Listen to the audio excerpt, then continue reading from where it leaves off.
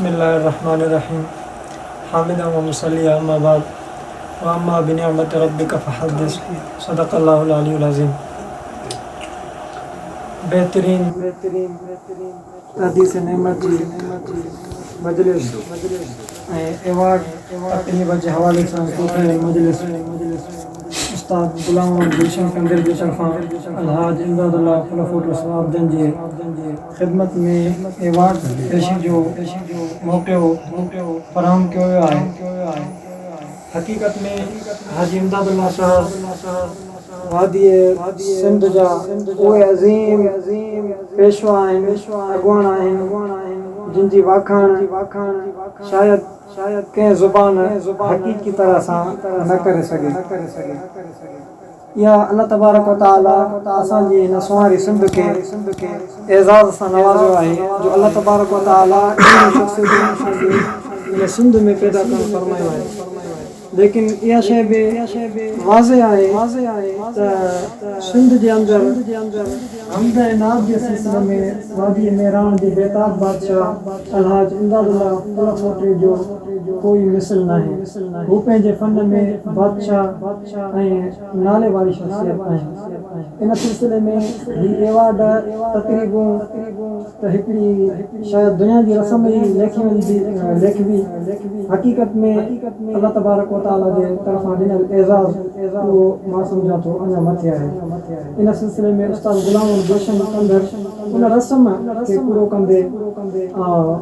अलहाज इमदादुल्लाह खलफुर साहब खे पंहिंजो एवार्ड पेश कंदा ऐं उन सां गॾोगॾु जेके मशहूर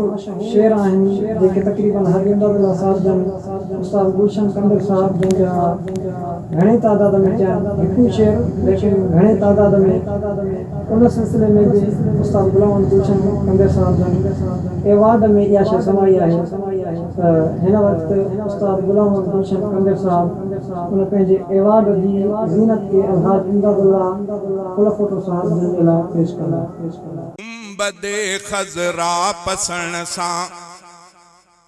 दिल दीवानी थी पई, गुंबदे खज़रा पसण सां दिल दीवानी थी पई, देस दिल बर में पुजण सां मुख़्तसर अलहाज इमदादुल्लाह खलफोटी जे मुतालिक़ उस्ताद गुलाम गुलशन कंदर जे तरफ़ां लिखियल तारुफ़ी किताब जंहिंमें मुख़्तसरन हाजी इमदादुल्लाह साहब जी ज़िंदगी जो तारुफ़ सुणायल आहे उहो उस्ताद गुलाम गुलशन कंदर साहब हाजी इमदादुल्लाह साहब खे पेश कंदा। मां ॾिठ में महबूब सां गॾु ॿ सुतल आशिक़ उते, मां ॾिठ में महबूब सां गॾु ॿ सुतल आशिक़ उते, आशिक़नि खे गॾु ॾिसण सां दिल दीवानी थी पई, गुंबदे खज़रा पसण सां दिल दीवानी थी पई, देस दिल बर में पुजण सां दिल दीवानी थी पई।